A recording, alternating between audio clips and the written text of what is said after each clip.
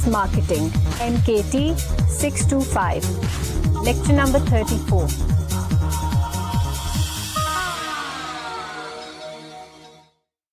Assalamu alaikum Khawateen Hazrat. This is Wasim Ahsan, your instructor for the course Services Marketing MKT 625 at the Virtual University of Pakistan. I welcome you to lecture number 34, which is going to be about physical evidence. Toward the end of the previous lecture, I was talking about the impact of physical evidence on behaviors of customers and behavior of employees.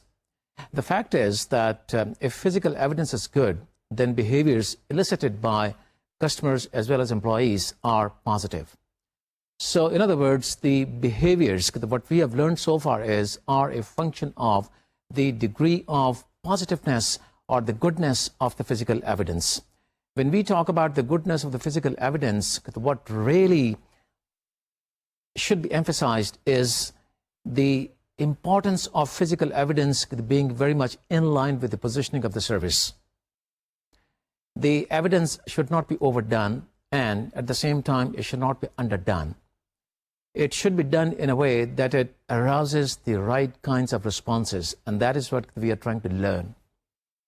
Of the model, based on the theory of stimulus, organisms, and response, I talked about two different dimensions. One, the behaviors themselves, and we know that there are two different opposite kinds of behaviors elicited by customers as well as employees.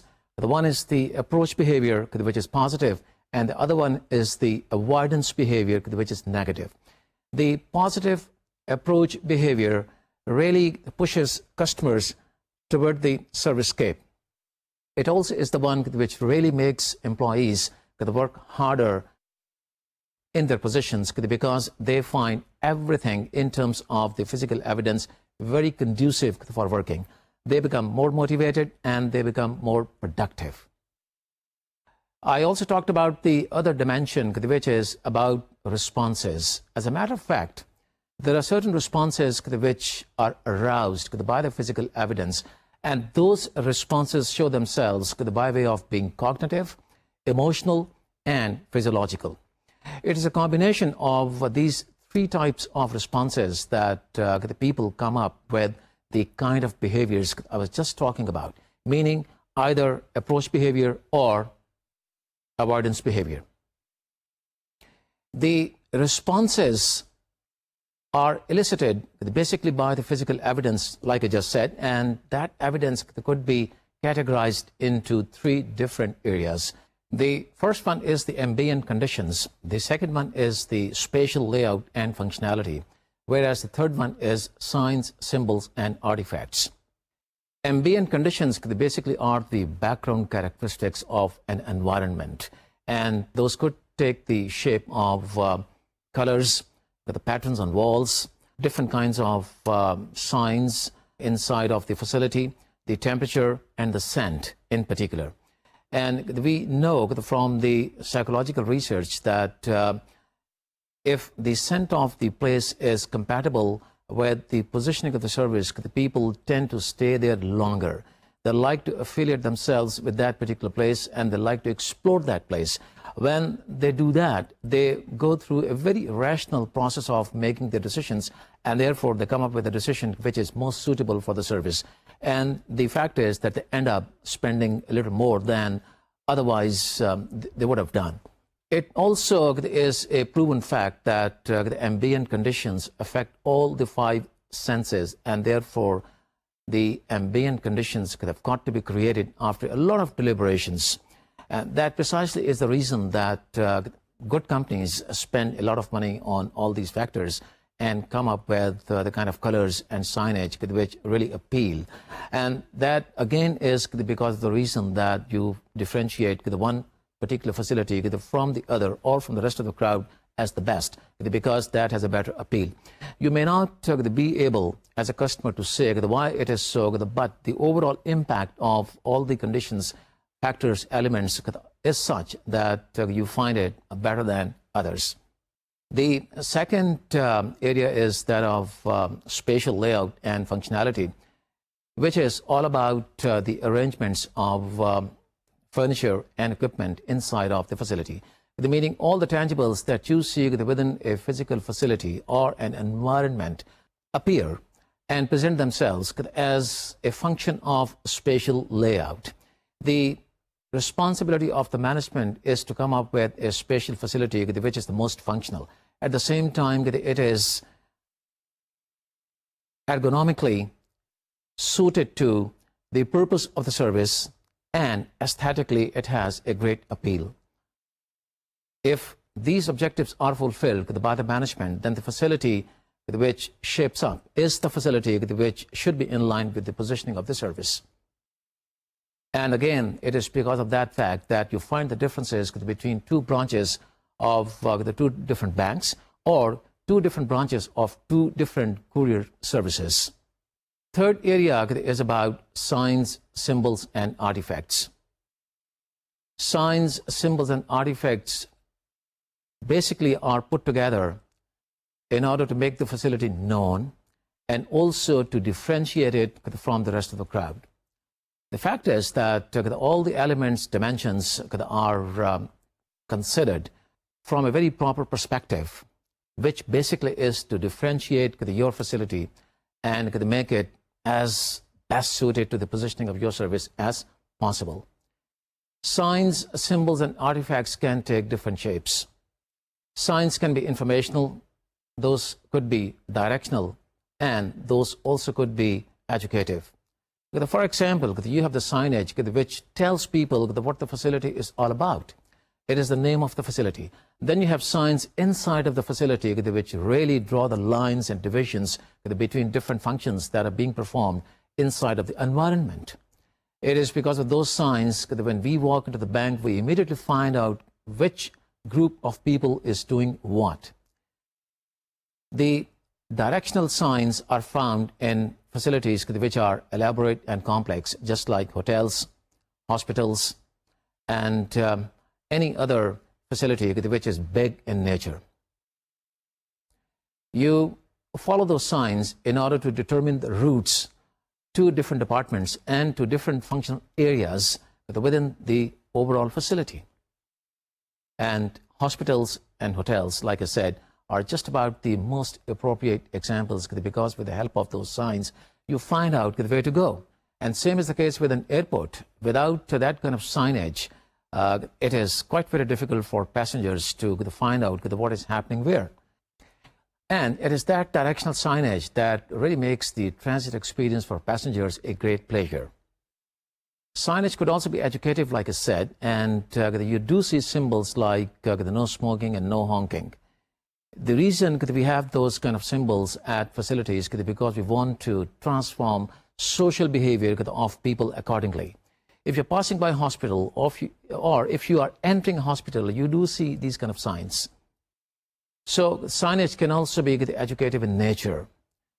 Artifacts could be anything like the artwork, certificates of professionals working inside of the facility, or anything that reflects the value system of the place, meaning the vision statement, the mission statement, and a complete list of the values the company really subscribes to. It could also be things like cultural heritage things which reflect the cultural values of the area where the facility happens to be at. The important thing to remember about all these environmental dimensions is that they work collectively. In other words, none of these dimensions work in isolation. They do have an impact on people.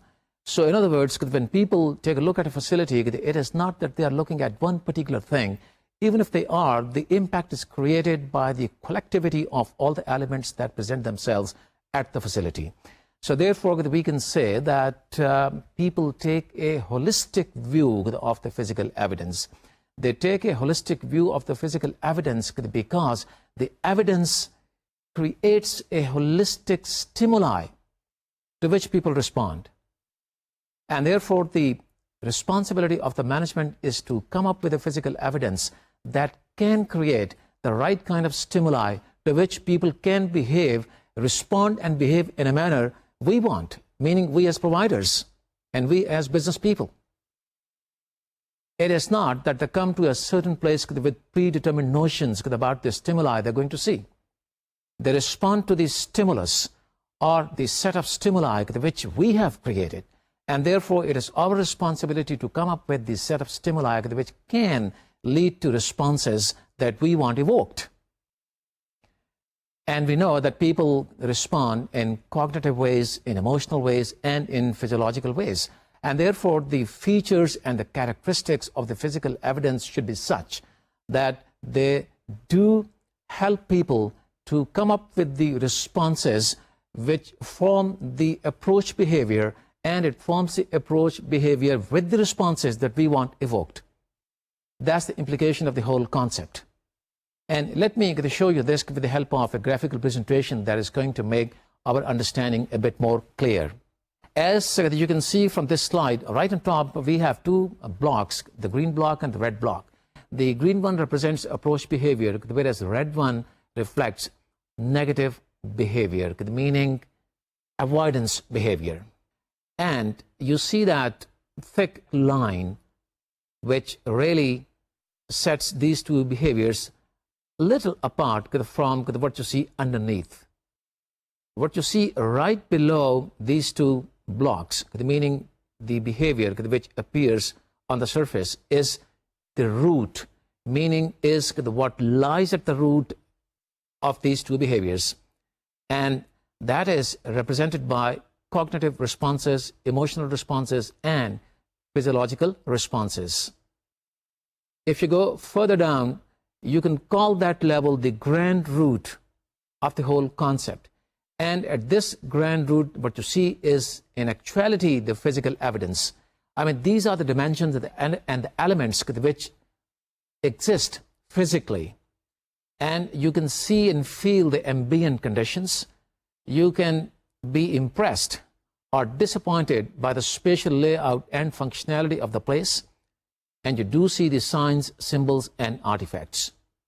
These basically are the environmental dimensions which are at the grand root of the whole concept. We started learning from what appears at the surface, and that is the behavior, meaning the set of behaviors, approach behavior or the avoidance behavior, just to repeat the whole thing. And what you see underneath is something about which we developed our learning afterwards. But the fact is, the whole thing starts with the grand root, which happens to be the dimensions that exist physically.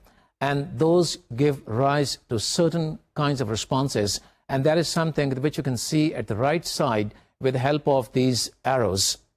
And these responses are the ones which shape up that behavior.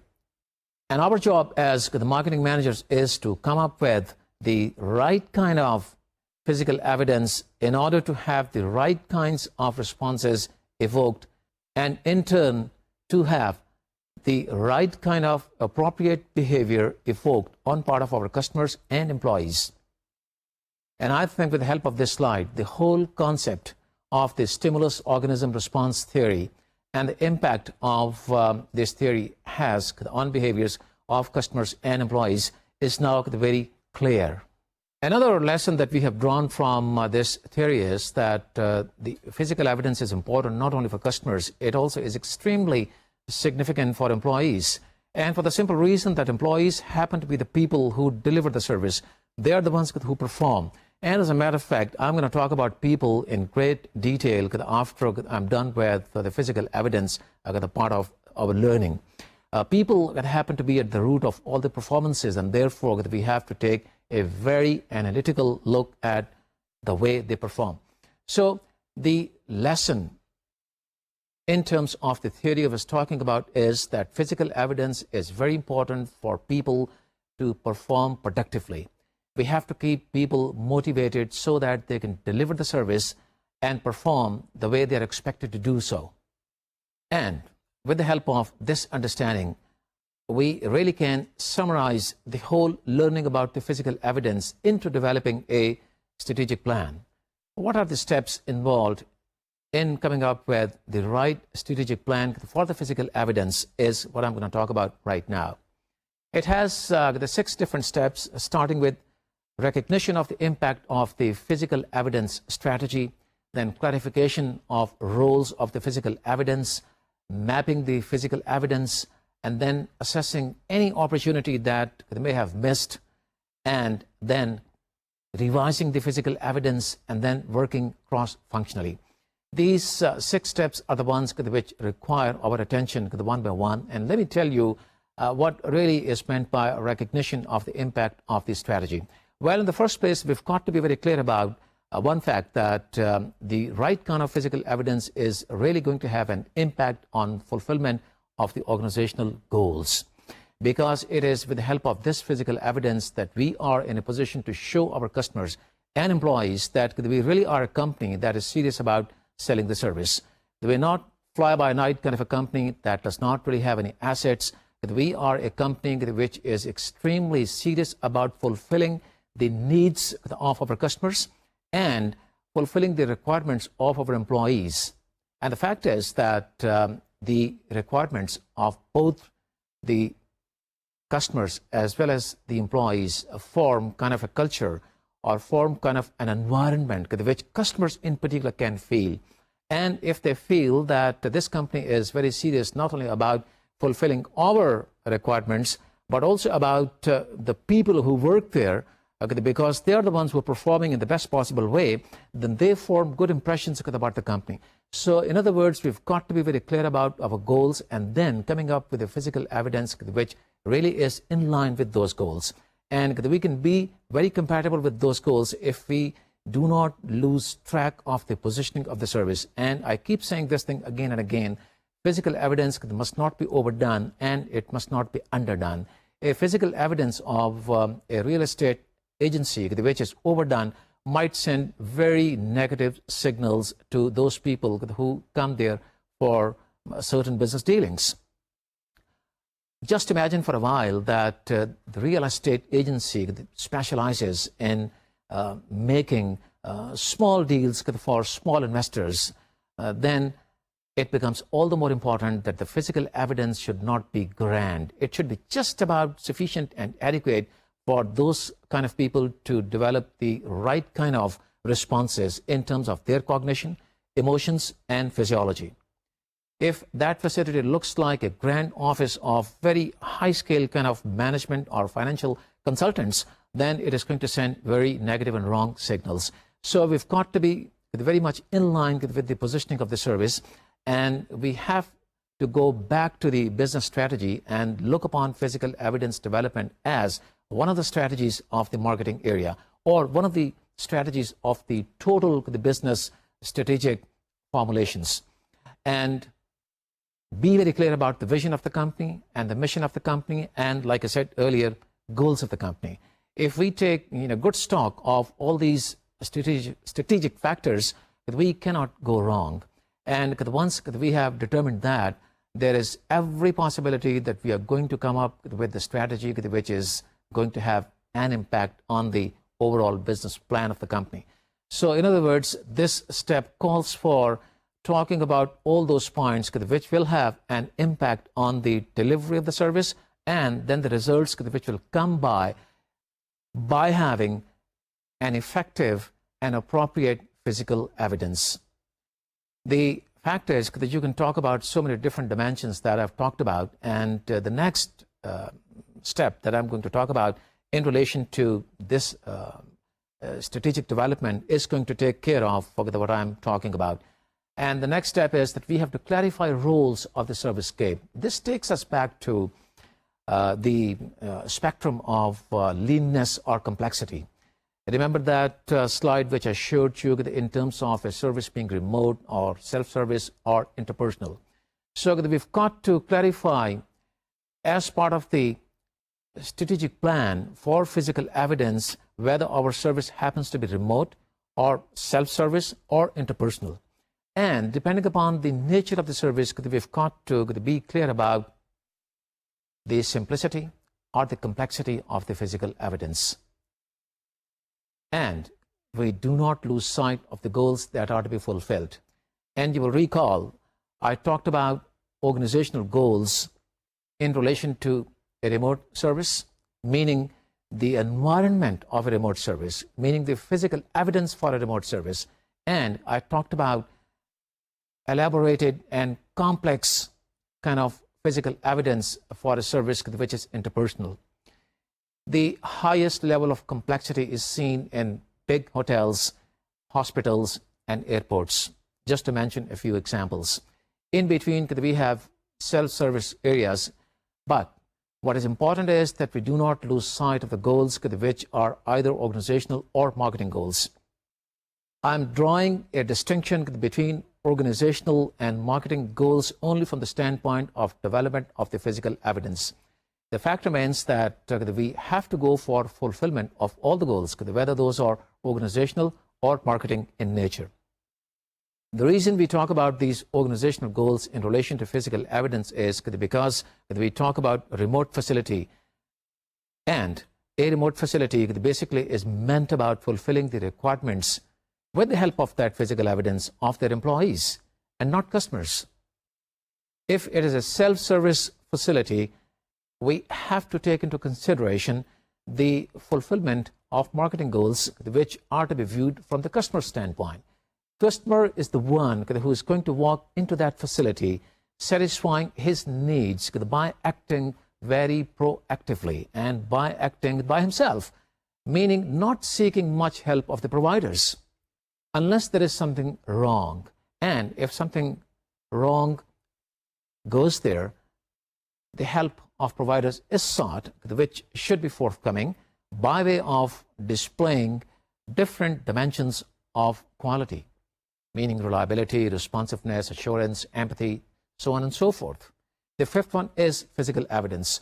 So physical evidence from that point of view is extremely important in terms of clarifying the roles of it.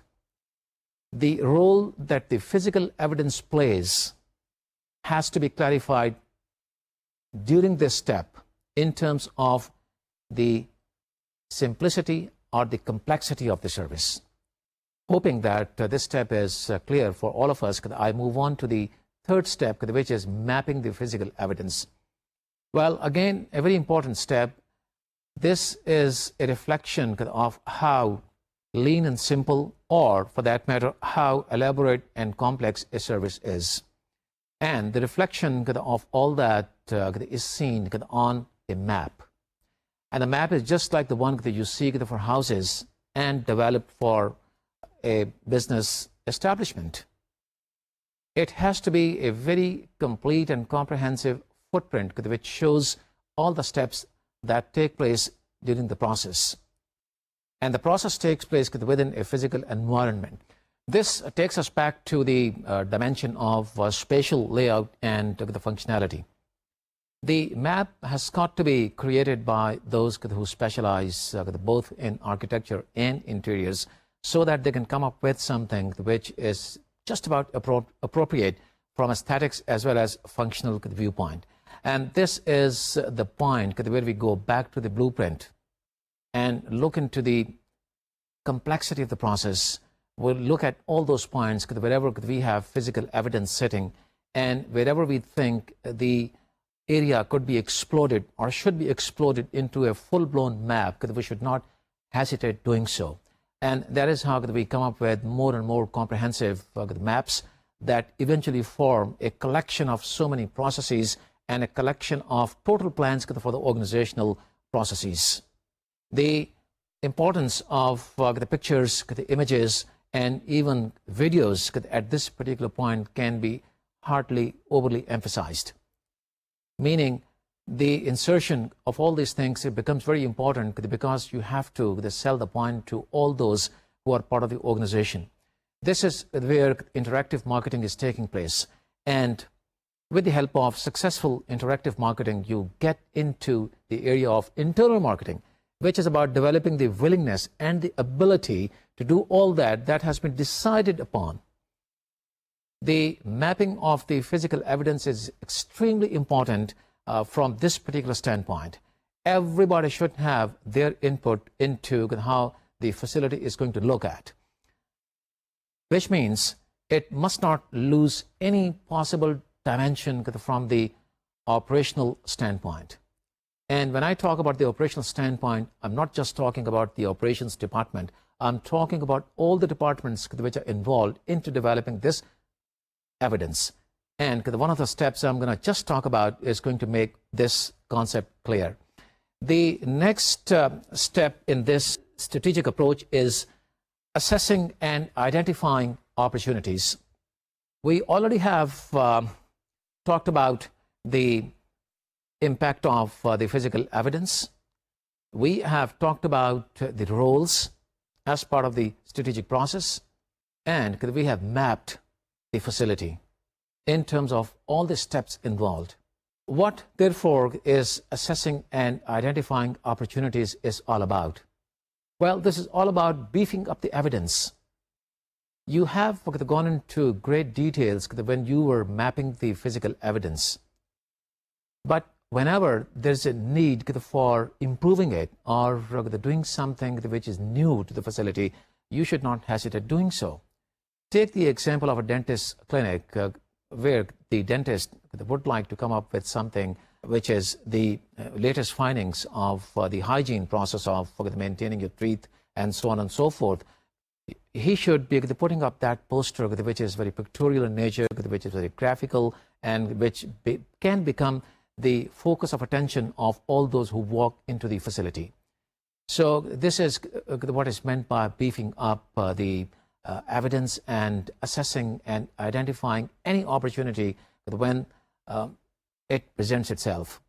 The next step is updating and modernizing the service scape. Well, this is about the time factor. No matter how professional a facility is, no matter how convincing the physical evidence is, the fact remains that time takes its toll, and with the passage of time, you have to do new things. Colors and the artifacts, like I said, convey a certain meaning, and the management has to prove it to customers and also to employees that it is keeping pace with the changing times and the changing trends. And from that point of view, it should not really let any opportunity go by of bringing about a change if it reflects modernization. Now, modernization can also take place in terms of equipment. If you can install more modern information technology or different kinds of equipment which are supportive toward the delivery of the service, you should do that the moment that you have an opportunity to do so. The fact is, new equipments, different colors, and graphics carry different meanings in relation to different times. And therefore, you should be very up-to-date with all these elements. The next step is the cross-functionality, meaning the working cross-functionally. What is meant by this is the importance of taking everybody into confidence, because the development of physical evidence is a collective effort. It should be a collective effort. It is not the domain of marketing people or the operations people. It generally looks like that operations and marketing people should be in the forefront when it comes to development of this facility. No. In big organizations, they have departments like facilities, management, and planning. And therefore, it should not be assumed that it is the baby of people within this particular department. The fact is that different departments play different roles, and they look at the service from their vantage points. So that you've got to look at the whole thing from their perspectives. When you take into consideration all the perspectives, you come up with something which is comprehensive and at the same time fulfills everybody's requirements. Do not lose sight of the fact that many of you, if you happen to be providers, are internal customers of the company. Especially those people who are the front-end people happen to be the internal customers of those support people who are producing the service, and making it possible for the front-end people to deliver the service and perform it according to the expectations of our customers.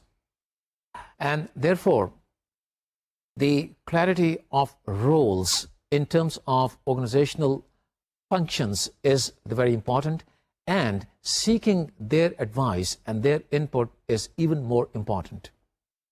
Take the example of uniforms. This is something which the HR department might think is their responsibility. And the fact is that it does become their responsibility. The design of the uniforms, the colors, and everything has to conform to the overall strategy of physical evidence. There's got to be consistency so that all the elements of the physical evidence send a message which is identical. Even if it is a question of developing a ballpoint for promotional purposes, it has to carry the colors which appear on the walls inside of the facility. Meaning there's got to be total consistency. So from that point of view, the viewpoint of HR people, facilities management and planning people, because they are the ones who specialize in dealing with architects and designers so that they can come up with a facility which is spatially very effective and also ergonomically very appropriate, because it takes care of all the physiological responses. So their input becomes extremely important. And then the input from operations and marketing becomes also very important. Operations people are the ones who think they understand the equipment and machinery better than others, because they keep dealing with all the processes, meaning the backstage processes. And backstage processes are the ones which help front-end people to deliver the service.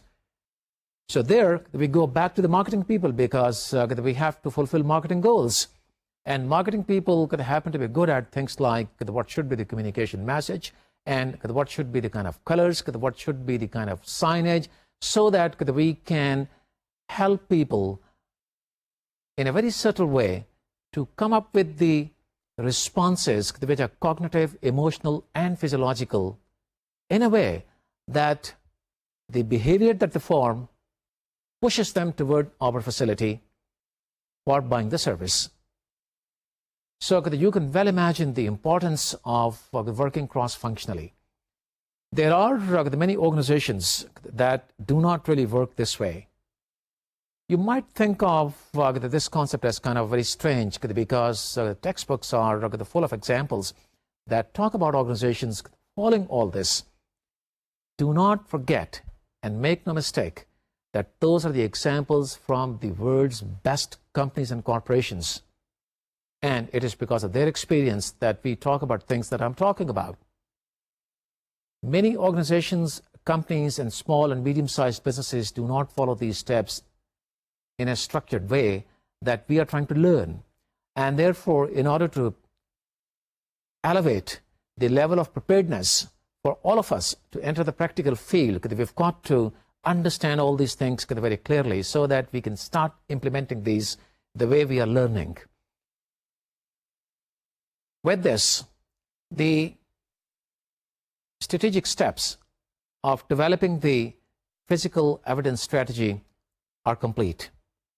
And to summarize the whole thing, I would say that this is the part of the overall marketing strategy.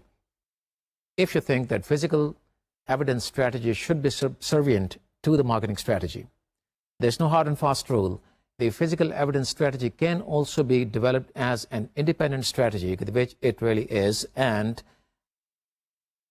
shape up as part of the total mixed bag of tools and strategies. The thing to remember is it is an extremely significant strategy which we have to develop very carefully with a lot of deliberations, taking into account all the things that we have learned in terms of the environmental psychology in particular. Do not lose sight of the fact that all these dimensions could have an impact which is a result of all the dimensions and areas that I've talked about. So in order to summarize, I can say that in a nutshell, we have to be able to come up with a set of stimuli that really generates the kinds of responses helpful for our customers and employees to form the approach behavior. That is something that we need for our company and the service that we sell. Our understanding about the physical evidence is now complete, and with the completion of this particular area, we are now done with all the three areas of the learning block that deals with minimizing gap number 2. And before I give you the summary of the whole learning area, let me talk about what I've taught you over the previous the 2 lectures.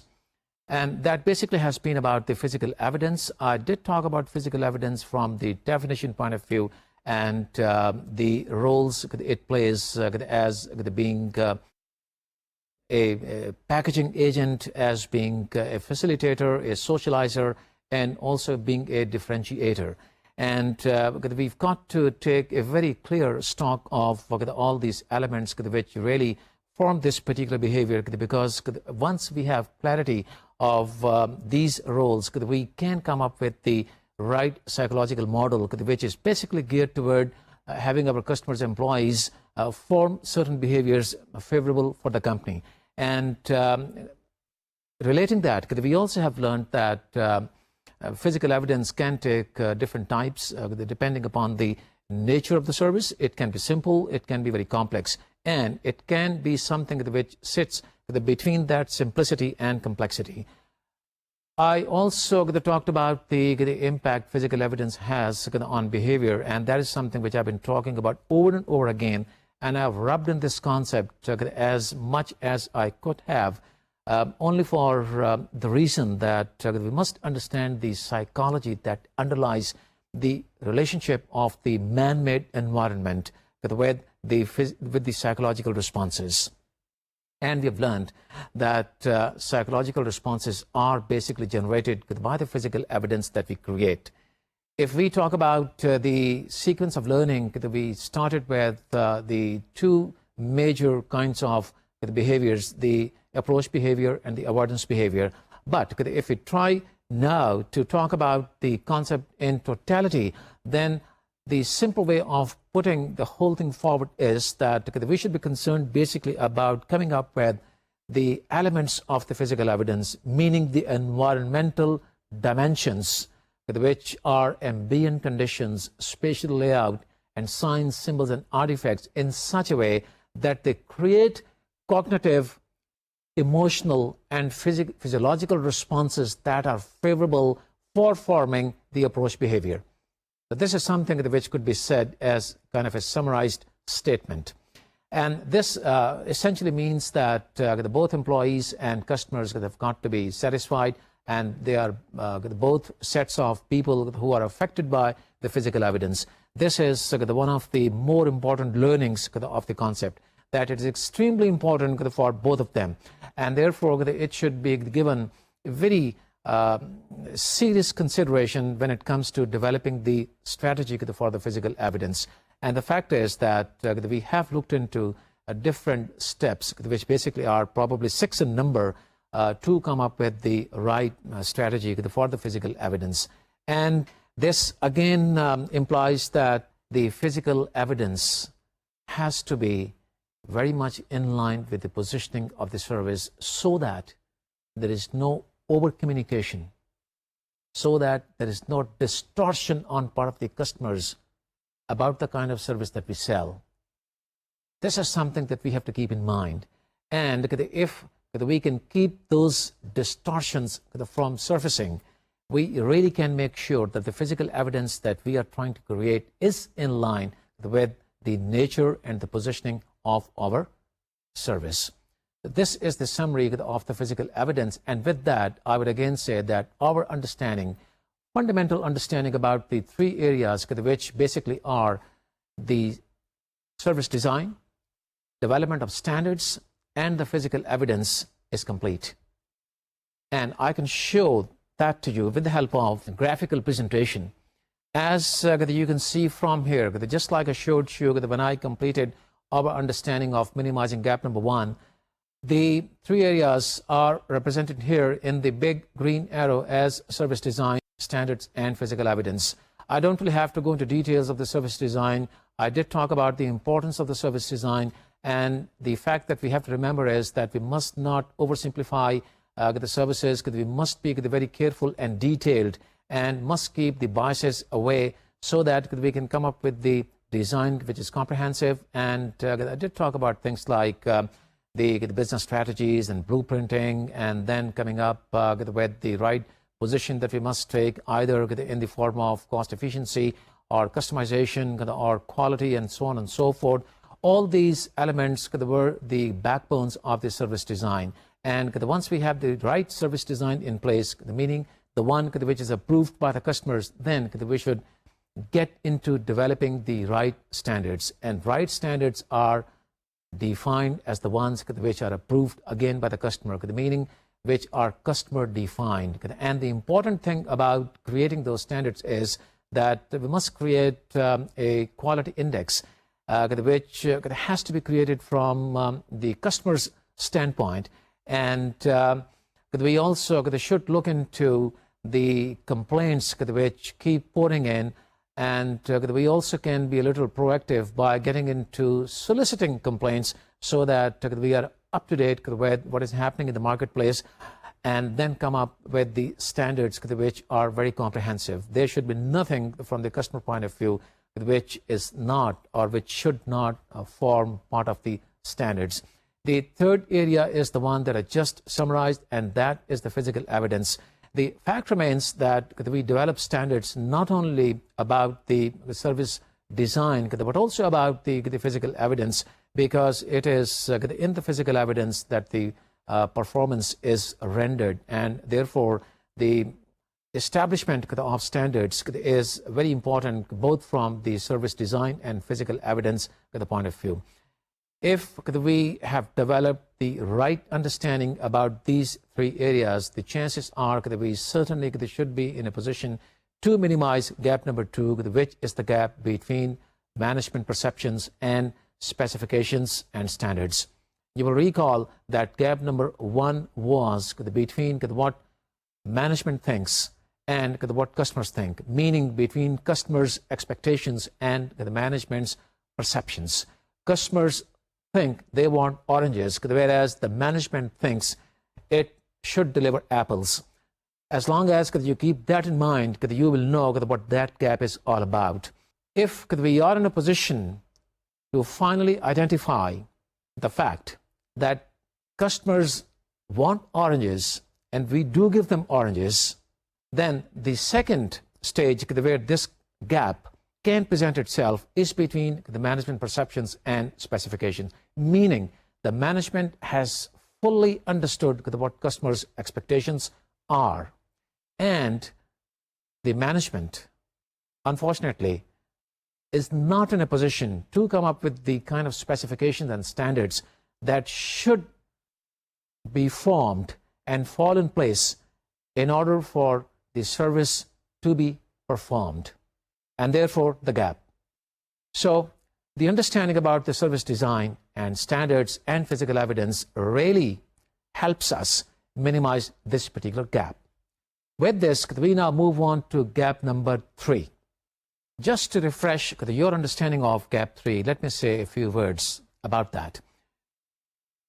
You remember that the gap 3 occurs because of the fact that the management is in a position to develop the right standards and specifications for the service, but is not in a position to perform.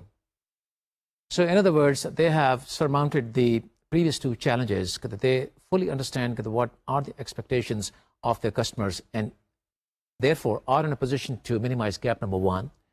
They also minimize gap number 2 because after understanding expectations of customers and forming the right perceptions, they also came up with the right standards and specifications which were to be in place to minimize gap number 2. And now they are in a dilemma because they cannot perform because of certain complications. What are these complications or limitations which cause this gap number 3? Which is between having the right standards and specifications in place with the help of all that I've talked about in the previous so many lectures, and the performance of the service. It basically is the people. The reason this gap occurs because the company does not really have the right kind of people. It may also not have the right kind of systems, and the right kind of technological support. The combination of all this makes it very difficult for people to perform the way they should in order to minimize gap number 3. People, therefore, are at the root of this particular problem. People are the ones who are the best performers. They are the ones who are good performers, or average performers, or bad performers. People, therefore, become the determinants of performance and quality of service. There are many critical blocks that inhibit the level of service from being performed. And some of those which are extremely critical are the following. Wrong choice of people who do not really fit with the job content. So in other words, it reflects a bad policy on part of the human resource department of the company that has not been able to hire people with the right service orientation. The second the factor could be those employees who have a conflict with the roles they play, or they find organizations at odds with the values they harbor. So in other words, there's a conflict between their values and the values of the organization. When you have this kind of a situation, the people obviously cannot perform the way companies want them to perform. So there is something wrong with the people. The third the factor could be inadequate technology support to perform service efficiently. And the fourth one could be inappropriate compensation packages for people. If you have not institutionalized attractive compensation packages for performers or good performers, then again the people are not going to be in a position to perform the way they are required to perform, and hence gap number 3. The other the factor could be lack of empowerment and teamwork. If the people are not really empowered and there's a lack of teamwork, obviously the intended goals of the organization cannot be fulfilled. So what is it that we should be doing, and what is it that is further in relation to these the factors that I've just talked about and impede the performance of the organization is something I'm going to talk about. Well, in the first place, it has to be the HR department that must come up with certain policy guidelines in terms of inducting the right people. And once right people have been inducted into the organization, they have to have certain training programs in place to keep those people motivated. And I've talked about this factor in detail earlier, that the training programs really form the basis of a high level of motivation. Along with the HR strategies on employment, and training and motivation and leadership, we also have to have good marketing strategies in place. And for that also, we need to have good people. It is not just the good marketing strategies. It is a combination of so many different strategies, of which physical evidence was a part when I was talking about physical evidence. So the HR strategies in relation to all other associated strategies have to be very realistic when it comes to hiring just about the right people, because they are the ones who are going to perform, and they are the ones who are going to deliver the service. If they do not deliver the service right, everything goes out the window. And therefore, the significance of developing the physical evidence so painstakingly and putting the service design together after so much of deliberation and so on and so forth, our efforts go waste because we do not really have the right people who can deliver the right service. Another problem that really crops up is the inability of the companies to really highlight the importance of the internal customers. And like I talked in relation to physical evidence, internal customers basically are the front-end employees who deliver the service. And they are the ones who are to be supported by the backstage staff. And therefore, there has to be a complete harmony of the goals, the values, and overall thinking and the mindset between these front-end employees and the support staff in order to be able to deliver the service which is of the highest quality, or which is according to the standards established by the company. Yet another problem that the companies run into is that of a franchisor and franchisee relationship. As you know, there are many service organizations which are so huge that they like to have a relationship with franchisees. Instead of investing on their own and getting into the physical evidence or the facilities as owners, they prefer to have franchisees. When they have franchisees, the control of an counter is transferred to the franchisee, because the franchisor loses the control the moment he signs the agreement with the franchisee. The franchisors must develop a system for controlling and motivating their franchisees. And the fact remains that franchisors should not go ahead with these kind of agreements until the time they are fully convinced of their expertise in terms of keeping the franchisees controlled and motivated. It is because of this reason that the organizations that are international are very huge in terms of these relationships, are the ones who really can control and motivate their franchisees. So there has to be a certain point without achieving which the franchisor or the would-be franchisor should not get into the kind of relationship that causes people problems. Another people problem that may keep companies from achieving their goals, meaning from delivering the right performance, is problematic customers. Because customers as people can cause problems when they are difficult, or when they do not provide the organizations with complete information. When they do not provide complete information, they should not expect organizations to deliver the kind of performance which is expected of the organizations. Good organizations can have ways and means to keep their customers educated so that they can come up with the appropriate and comprehensive information required to deliver the service of the highest possible performance. Another factor that may keep companies from performing is the synchronization of demand and supply situation. You will recall that the services have to be adjusted in terms of high and low periods of sales. When this kind of a shifting takes place, it does affect so many different strategies and execution of those strategies, because people have to perform and they have to execute everything, and the variability factor creeps in, and it creeps into the detriment of the service and the organization.